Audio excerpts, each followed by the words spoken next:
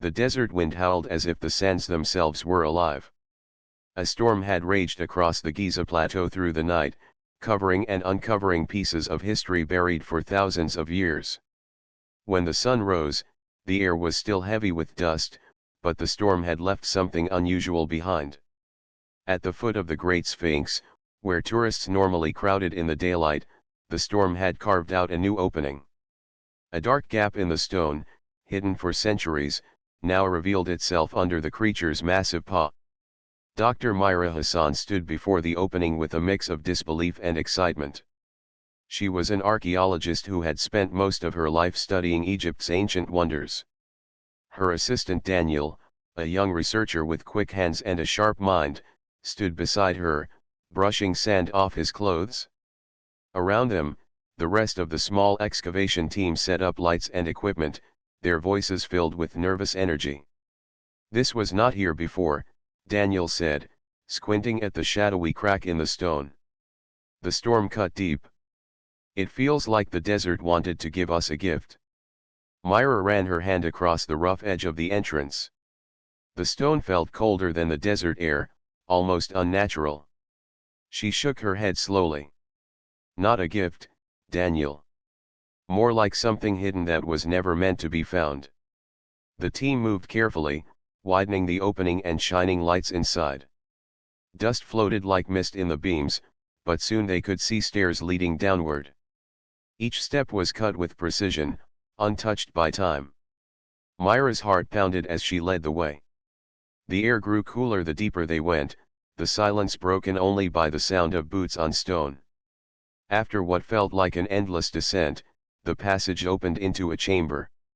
The light from their torches revealed walls covered in carvings. They were not like the hieroglyphs that Myra knew so well. These carvings were taller, sharper, almost alive. The figures on the walls were elongated beings with large eyes and long arms, holding strange objects that looked like both tools and weapons. Above them, star maps were carved, lines connecting constellations that stretched far beyond Earth's skies. Daniel whispered, "These are not Egyptian. I have never seen symbols like these." Myra nodded, her eyes locked on one particular carving. It showed a figure standing beside the Sphinx, holding what looked like a burning sphere. Around it were lines of text in a script she could not read, but she felt the weight of their meaning. It was as if the stone itself was trying to warn her. The rest of the team moved closer, snapping photos and scanning the walls with their devices. One of the researchers, a man named Karim, checked his equipment and frowned. "There is energy here," he said. "Not from our lights. The stone is giving off a pulse." Myra turned quickly. "A pulse? You mean radiation?" Karim shook his head. "Not radiation. Something else. The readings rise and fall, like a heartbeat." The chamber seemed to grow heavier around them. Daniel touched the wall with a gloved hand and quickly pulled back. "It is warm. The stone itself is warm." For a moment, the team stood in silence, each person feeling the weight of what they had discovered. This was no ordinary tomb. It was something far older, far stranger. Myra felt torn between fear and wonder. She had always dreamed of finding a secret beneath the sands, but now that she wondered if some secrets were too heavy for humans to carry. "Record everything," she said firmly. "Photos, scans, notes. We cannot risk losing this." As the team worked, Myra walked slowly around the chamber, her torch sweeping across the carvings. She noticed that the figures on the walls were not just standing alone. Some appeared to be pointing upward, others seemed to be in conflict, and one carving showed a group of smaller figures that looked more like humans, standing defiantly before the taller beings. Above them, the stars burned brighter in the carvings, as if telling a story of struggle and destiny. Daniel joined her, his voice low. "Do you feel it, Myra? As if we were not the first to walk here, but the ones meant to return." Myra did not answer at once. Her gaze fell on the far side of the chamber, where a small sealed door stood, untouched and perfect despite the centuries. It was made of a darker stone, smooth and seamless, with no handle. At its center was a symbol of an eye surrounded by rays, watching all who entered. Something about it made her chest tighten. She finally spoke. This place was sealed for a reason. Whatever is behind that door, someone wanted it hidden. The Sphinx was not only a monument. It was a guardian. Daniel's eyes widened. Then what happens now that we have awakened it? Myra looked around at her team, their faces lit by the glow of ancient carvings. She felt the ground beneath her boots, steady yet full of secrets. Above them, the Sphinx stood in silence under the desert sun, as if watching their every move. She knew they had uncovered something greater than treasure, greater than history. It was a secret that could change everything humanity believed about its past. But for now, the chamber remained silent, its walls pulsing with that faint, steady rhythm, like the heartbeat of a giant waiting to rise. Myra sat at a long table in the Cairo Research Center, the glow of her tablet reflecting in her eyes. The chamber's carvings were spread across screens and sheets of paper. The team had worked through the night, translating what little they could. The air smelled of old dust carried in from the desert, and the silence in the room felt heavy, broken only by the soft hum of machines. Daniel entered with 2 cups of tea, setting one down beside her. "You have not stopped since yesterday," he said gently. "At least take a break." Myra shook her head. "There is no time. Look at this, Daniel. These are not stories of kings or gods. They are warnings. Whoever carved these walls wanted us to be careful." Daniel leaned over her shoulder. His eyes scanned the image of a star map carved into the stone. Lines connected distant points, stretching far beyond the constellations known in ancient Egypt. "These stars are not from Earth's sky," he said. "At least, not from what we can see with the naked eye." Myra tapped the screen. "Exactly. But look here. These same star patterns have been recorded by modern telescopes. This one is a system nearly 200 light-years away. The question is, how did people thousands of years ago know it even existed?" Daniel sat back, the steam rising from his tea. Maybe they did not know. Maybe it was given to them. The idea hung in the air. Myra looked at him, seeing both fear and wonder in his eyes. She turned her attention back to the carvings. One image showed tall figures, not human, arriving in ships that looked like long blades of light. Another showed smaller human-like figures kneeling before them. The final image made her chest tighten, humans standing with tools raised, refusing to kneel, while the tall figures watched with what seemed like anger. Kareem entered the room, carrying a stack of reports. "We have finished scanning the chamber," he said. "But something strange is happening. Since we opened it, radio telescopes across Egypt have picked up signals. Repeating bursts, too regular to be natural." Myra frowned. "Signals? From where?" Kareem laid out the data. "From space. They are coming from the same region as the star map. It is as if something woke up when the chamber was opened." Daniel rubbed his forehead. "Are you saying those carvings are more than history? That they are connected to whatever is out there right now?" Kareem nodded slowly. "It looks that way." Myra leaned back in her chair, her mind racing.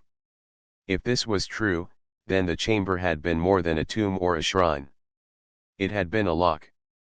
A warning sealed in stone. And by opening it, they had sent a signal to the stars.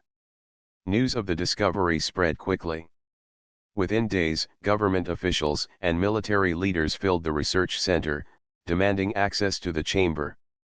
They spoke of technology, secrets, and power. Each nation wanted control, each claiming rights over the Sphinx. Myra found herself pulled into meetings where leaders argued in circles, their voices sharp with suspicion.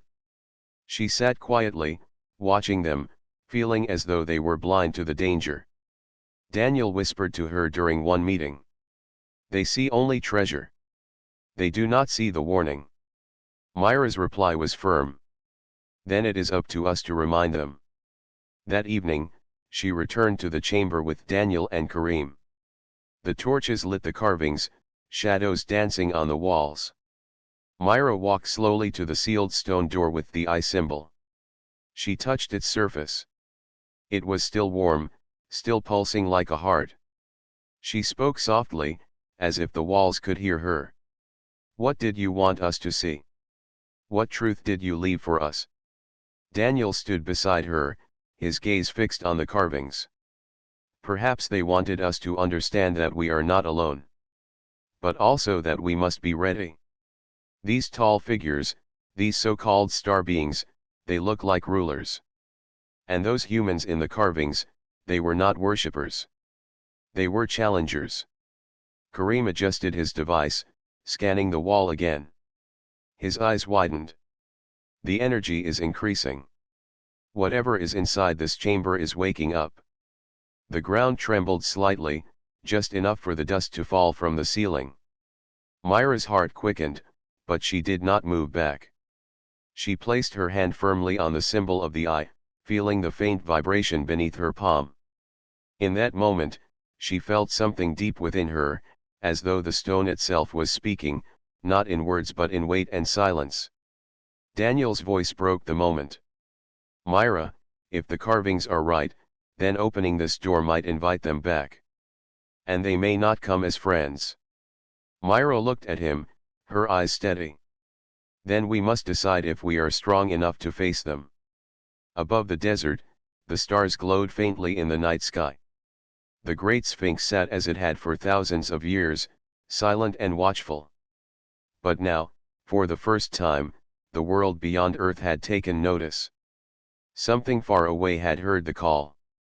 And whatever it was coming. 2 weeks after the chamber beneath the Sphinx was opened, astronomers around the globe reported a strange object entering the solar system. At first, it appeared as nothing more than a faint dot of light, moving faster than any known comet. But as it drew closer, its shape became clear. It was not a rock or a fragment of ice. It was a craft, enormous and silent, gliding with perfect control toward Earth. In Cairo, Myra stood before a screen in the research center, watching live footage of the object. Daniel sat beside her, his fingers tapping nervously on the desk. Karim stood behind them, arms folded tightly across his chest. The craft grew larger on the display, its dark surface glinting faintly as it reflected the sun. It looked like a massive blade of stone and metal, sharp at both ends, with lights flickering along its body. Daniel whispered, "It looks exactly like the carvings in the chamber." Myra nodded, her throat dry. "Then it is true. They have returned." The world outside was gripped by panic and awe. News channels showed cities preparing for the worst. Some people prayed, others protested, and governments across the planet placed their militaries on high alert. Yet, despite the fear, the craft made no move to attack. It slowed as it reached Earth and settled into a silent orbit above the planet, as if it were simply watching. Inside the chamber beneath the Sphinx, the carvings glowed faintly, their lines shimmering like fire under stone. Myra, Daniel, and Karim returned with a small team to see it for themselves. When they stepped inside, the air felt charged, as if the chamber had become a living heart. The sealed stone door pulsed with stronger energy now, its rhythm matching the presence of the craft above. Daniel's voice shook. "They know we opened this place. That ship is here because of us." Myra placed a hand on the wall. "Not because of us, Daniel. Because humanity has reached the moment they feared. They must think we are ready, or dangerous." That night, the world received a transmission. Every screen, every radio, every signal carried the same message. The image of a tall figure appeared, its body long and thin, its eyes wide and dark, its face unreadable. Behind it, a strange light shimmered like a sea of stars. The figure spoke in a voice both deep and distant, translated instantly into every language. We are the keepers. You have broken the seal. The chamber was not for your hands. Return what you have uncovered, or face the weight of what you cannot control. Myra and her team watched in silence, their hearts heavy. Around the world, leaders argued over how to respond. Some wanted to surrender, afraid of provoking a force far stronger than humanity. Others wanted to resist, claiming Earth would never bow to outsiders. But no agreement came quickly, and the craft above remained still, like a blade hanging over the planet. Daniel turned to Myra. They sound like rulers. Like they believe Earth belongs to them. Myra's eyes stayed fixed on the screen. Or they are afraid of what Earth is about to become. The next day, officials gathered in Cairo to question Myra's team. Military officers demanded to know what lay behind the sealed stone door, but Myra refused to give them answers. She believed the carvings were more than warnings. They were a record of something hidden for humanity, something the keepers did not want released. Later, in the quiet of the chamber, Myra traced her fingers over a carving showing humans standing against the tall beings. She studied their expressions, carved with simple but powerful strokes. They did not kneel, they did not bow. They stood tall, holding strange tools that looked both like weapons and like keys. Karim adjusted his scanner near the sealed door. The energy is building again.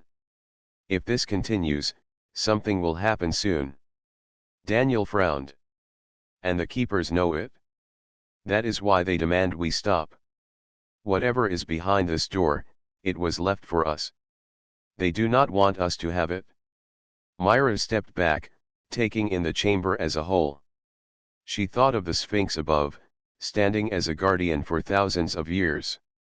The carvings spoke of fear, struggle, and choice. It was becoming clear that Earth had reached a moment written in stone long ago.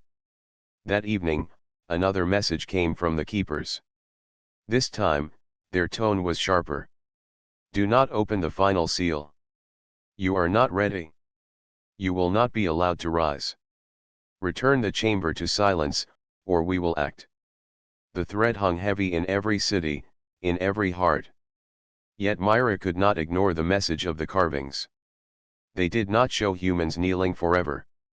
They showed a time when humanity would rise, when the seal would be opened. As night fell over the desert, Myra stood at the base of the Sphinx, the stars bright above her. The great monument loomed in silence, its stone face calm and eternal. Yet now, she felt as though it was watching, waiting for her choice. Daniel stood beside her, his voice low. If we open that door, the keepers may strike. The world is not ready for war. Myra turned her gaze toward the stars where the great craft circled the earth. Her voice was steady. Then we must be ready for more than war. We must be ready to prove that this world belongs to us. Above them, the silent ship gleamed against the darkness, a reminder that Earth's secrets were no longer its own. Humanity had awakened something far greater than it had ever imagined, and now the universe was watching. The world was divided. Some leaders wanted to obey the keepers, fearing the consequences of resistance. Others believed surrender would chain humanity forever. Across the globe, cities held their breath as arguments filled governments, news stations, and the streets. Everyone had seen the carvings. Everyone had heard the threats. In Cairo, Myra stood before a group of officials and scientists gathered inside the research center. Maps, photographs, and data covered the walls. The air buzzed with tension. A military officer pointed at the glowing image of the keeper's ship orbiting Earth. You saw their warning, the officer said. They have power far beyond ours. If we disobey, we risk destruction. The only logical step is to seal the chamber and give them what they ask for. Daniel, standing near the edge of the room, spoke firmly. That is exactly what they want. They are afraid of what is inside. If the carvings are right, this chamber was left for us, not for them. Why would they fear it if it was only dangerous? Another official shook his head. You are guessing. We cannot risk billions of lives for guesses. The room erupted into voices, some demanding surrender, others pushing for resistance. Myra listened in silence until the arguments became a storm of noise. Finally, she stepped forward, her voice steady but strong. "Look at the carvings," she said. "They do not show humans kneeling. They show humans standing. They show us refusing to bow. Whoever made these walls believed that one day we would be ready to claim what was left for us. If we surrender now, we will prove the keepers right that we are too weak to decide our own future." The room grew quiet. For a moment, only the sound of machines filled the air. Daniel turned toward her. "Then what is the choice, Myra?" Myra's eyes moved to the image of the sealed door with the eye symbol. "The choice is simple but heavy. Either we obey and remain silent forever, or we open the door and see the truth of what was meant for us." Later that night, Myra and Daniel returned to the chamber beneath the Sphinx. Kareem was already there, scanning the walls. The glow of the carvings had grown brighter, as though the chamber itself was alive. The sealed door pulsed steadily, each beat stronger than the last. Kareem looked up as they entered. "The energy is climbing faster. If it continues, the door will open by itself." Daniel frowned. "And when it does, the keepers may strike." Myra studied the door. She thought of the Sphinx above, standing as a silent guardian for thousands of years. She thought of the ship circling the planet, waiting like a shadow ready to fall. And she thought of humanity, standing on the edge of a future that could not be avoided. "Perhaps the keepers have always feared this moment," she said. "Not because we are weak, but because they know we will not stay weak forever." Kareem lowered his scanner. "If we open it, there is no going back." Myra nodded. "That is why it must be a human choice. Not forced by fear, not commanded by outsiders. Our choice." The next day, the keepers sent another message. Their dark figure appeared once more on screens across the world. Its voice was cold and final. "This is your last warning. Close the chamber. Silence the seal. If you refuse, you will bring ruin upon yourselves." The words spread fear across nations, but they also stirred something else. In the streets of Cairo, in the cities of Europe, Asia, and the Americas, people gathered not in silence but in voices. They shouted that Earth belonged to humanity. They held banners that read, "We choose our future." For the first time, the world spoke not in division but in unity. Myra watched the images of protests and gatherings from the research center. She felt the weight of history pressing down but also the strength of humanity rising. Daniel turned to her. "They are ready. Maybe scared, but ready." Myra gave a faint smile. "Then so must we be." That evening, she returned to the chamber with Daniel and Kareem. The rest of the team followed close behind. The sealed door glowed brighter now, almost alive with energy. The symbol of the eye shone as if it were watching them. Myra stepped forward. Her hand hovered just above the surface. She could feel the hum in her bones, a deep vibration that seemed to call to her. She looked at her team, then at Daniel, whose eyes were steady on hers. "Are you with me?" she asked. Daniel's voice was clear. "Always." Kareem nodded firmly. "If this is our choice, then let it be made by us." Myra pressed her palm against the glowing eye. The chamber shook, dust falling from the ceiling as the walls pulsed with light. The sealed door rumbled, its surface cracking with lines of fire. A deep sound echoed through the earth, as though the Sphinx itself had awakened. Above the desert, the stars shone bright. The keeper's ship flickered with light, preparing to move. Across the world, people lifted their eyes to the sky, knowing the moment had come. The door beneath the Sphinx began to open. And with it, humanity's choice was made. The ground trembled as the sealed door slowly opened, the sound echoing through the chamber like the roar of a hidden giant. Myra shielded her eyes as light poured out, not the light of fire or electricity but a steady glow as if the stone itself had come alive. Dust swirled in the air, and for a moment, no one spoke. Behind the door lay a vast hall, larger than anything Myra had ever seen beneath the sands. Its ceiling rose high, lined with smooth panels that shimmered faintly. In the center of the hall stood a massive structure, half machine and half monument. It was shaped like a circle, with rings stacked one inside another, each carved with symbols glowing softly. The rings rotated slowly, moving without sound, as if powered by something deeper than any human technology. Daniel stepped forward, his voice filled with awe. "It is not a tomb. It is a machine." Kareem scanned the air around it. His device flickered wildly, unable to hold a steady reading. "The energy is beyond measure.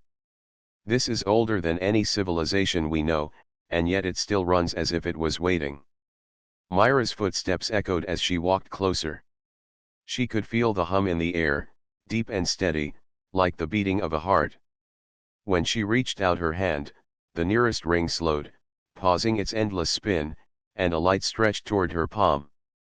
The machine seemed to recognize her. "It responds only to us," she whispered. "To humans."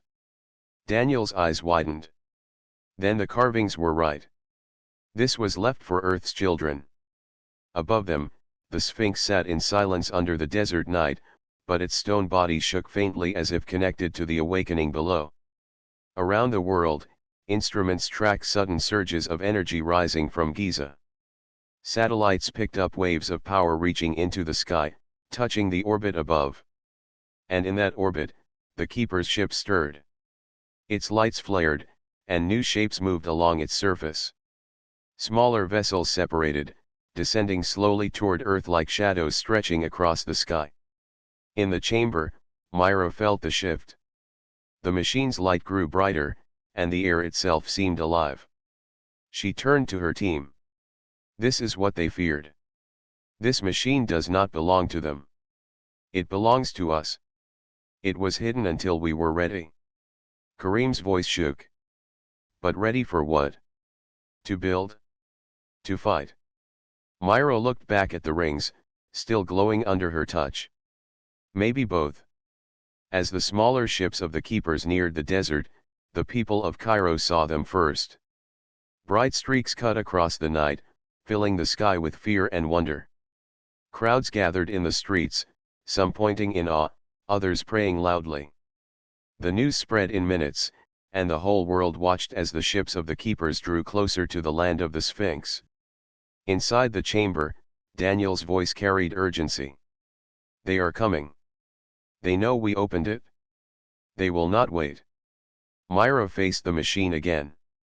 She pressed her palm firmly against the glowing surface, and the rings spun faster, their light filling the hall. Symbols flashed across the walls, too quick to understand, but Myra felt the meaning in her heart. It was not a weapon in the simple sense. It was a shield, a guardian, a promise carved in energy. Suddenly, the entire chamber shook, and a beam of light shot upward through the ceiling, piercing the ground above.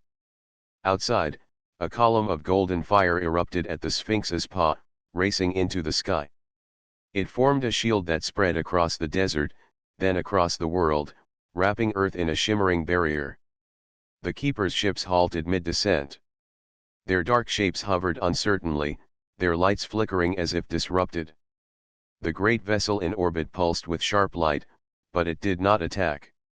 It circled slowly, watching, waiting. Daniel's voice was filled with disbelief. "It protects us. The machine is defending Earth." Myra lowered her hand but kept her eyes on the glowing rings. "No, Daniel. It is more than that. This was left as a sign. When the time came, we were meant to rise, not kneel. The Keepers knew, and that is why they feared this chamber." Kareem checked his scanner again. His voice trembled with wonder. "The power is not only blocking their ships. It is reaching further, into space. It is like a signal. It is calling to something beyond. Myra turned her gaze upward as if she could see through the stone and sand. She thought of the stars in the carvings, the constellations etched into the walls. Maybe the message was not only for the keepers. Maybe it was for others, waiting to see if humanity was ready to take its place among them. Above the desert, the golden shield shimmered across the night sky, a promise and a challenge. The keepers' ships hung motionless, their silence heavier than words. Myra's voice was steady as she spoke to her team. We have awakened the guardian of the Sphinx. The world will never be the same. Whatever comes next, humanity must face it together. The machine pulsed one last time, its rings spinning with quiet strength, as if agreeing. And so, beneath the shadow of the ancient stone beast, humanity's destiny began to unfold. The golden shield stretched across the sky like a second horizon. It shimmered above the cities, glowing faintly even during the day, a constant reminder that Earth was no longer alone. People gazed upward with mixed feelings. Some felt safe under its light, while others feared it would draw even greater danger. In orbit, the Keeper's great vessel circled like a silent predator. Its surface shifted, releasing waves of smaller ships. They glided closer to Earth but stopped each time the shield rippled, unable to pass. For the first time, the Keeper's power seemed uncertain. Inside the chamber beneath the Sphinx, Myra stood before the machine, its rings still spinning with steady energy. Daniel and Kareem worked with the team to record every movement, every surge of light. Yet Myra's thoughts were elsewhere. She could feel a pressure, as if the keepers themselves were watching through the very walls. Suddenly, a new voice filled the chamber, echoing from every device. The image of a keeper appeared, tall and shadowed, its dark eyes fixed on Myra. You have broken balance, it said. This shield was not meant for your hands.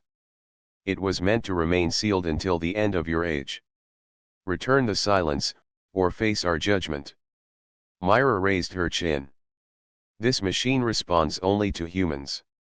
It was never yours to control. The keeper's eyes glowed faintly. You do not understand what you hold. That device was left by those before you. It was not a gift.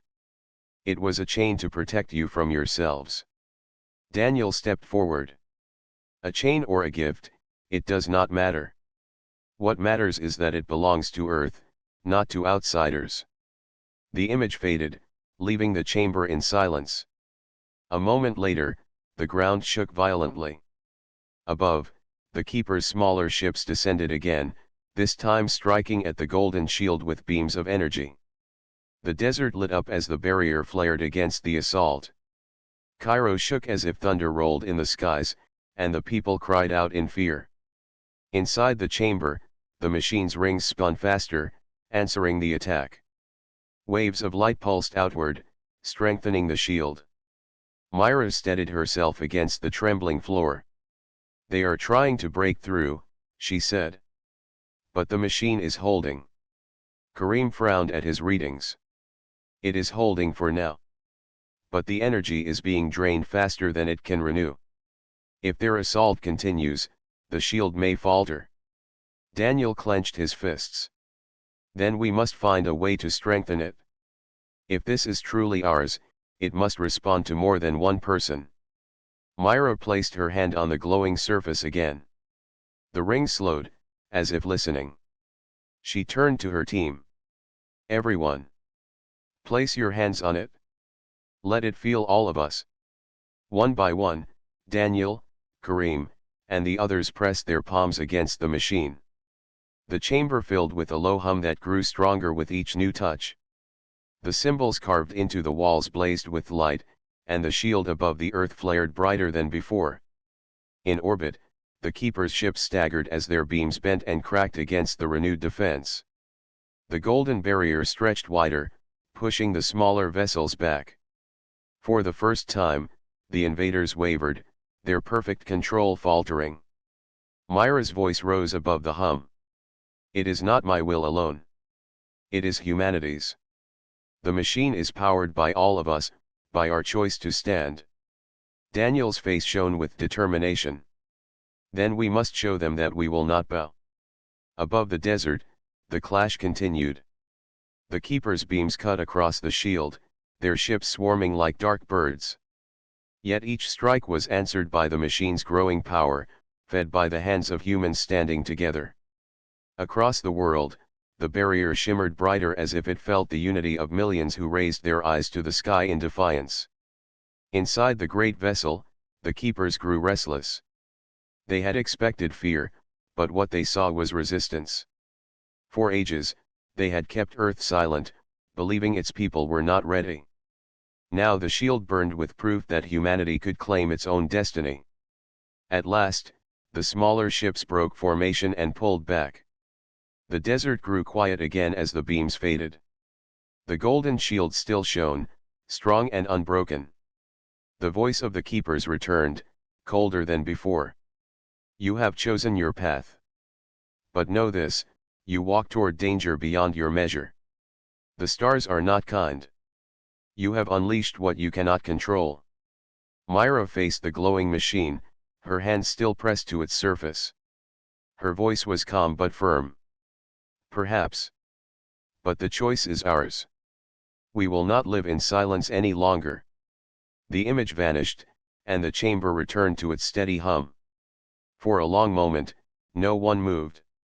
Then Daniel exhaled slowly, his shoulders relaxing. We stood against them. And they stepped back. Kareem adjusted his device, still staring at the readings. The shield remains strong. But I think it is more than protection. It feels like a signal, a message sent outward. Something else may hear it. Myra looked at the carvings glowing on the walls, the stars etched in stone. She thought of what lay beyond the keepers, of what else might be watching. The future was uncertain, but she felt no fear. We are no longer hidden, she said softly. The universe knows we are here. And now, we must be ready for what comes. Above the earth, the golden shield shimmered like dawn breaking against the night, and the keeper's ship drifted back into silence, its shadow stretched across the stars. The desert was calm again, but the world was no longer the same. The golden shield still shimmered faintly across the sky, a veil of light that everyone could see. From Cairo to distant cities, people looked upward with wonder and fear. For the first time in history, humanity knew the truth. They were not alone, and the shadow of the Sphinx had guarded secrets far greater than anyone had ever imagined. Myra stood near the machine, her hand resting on its surface. The rings still spun slowly, glowing with soft light. She felt tired, but her heart was steady. The keepers had withdrawn, but their warning lingered in her mind. Humanity had chosen its own path, but that path now stretched into the unknown. Daniel walked beside her, his boots echoing on the chamber floor. He studied the carvings that still glowed on the walls. It feels different now, he said. Like the chamber itself is alive, awake in a way it was not before. Kareem adjusted his device and nodded. The machine is still active, but it is no longer just a shield. It is sending energy outward. I think it is broadcasting. Maybe to the stars, maybe to other machines like it. Myra turned to him. So the whole universe will know Earth has awakened. Yes, Kareem replied. And that means we may not only face the keepers. Others might come too. For a moment, silence filled the chamber. Each of them understood what that meant. The future held not just threats but possibilities. Humanity was no longer hidden. The question was whether they were ready. When the team emerged from beneath the Sphinx, the sun was rising over the desert. The golden shield caught the light, glowing like a second dawn. Soldiers, scientists, and leaders from many nations waited outside, their eyes fixed on Myra. They wanted answers. Myra stepped forward, her voice carrying across the sand. The truth is simple. The Sphinx was not just a monument. It was a key. Beneath it lay a machine built long ago, left for us to find. That machine responds to humanity, to all of us together. It has given us protection, but it has also declared to the universe that Earth is awake. A murmur spread through the crowd. Some faces showed pride, others fear. A general raised his voice. And the keepers? What of them? They came to silence us, Daniel answered firmly. But they failed.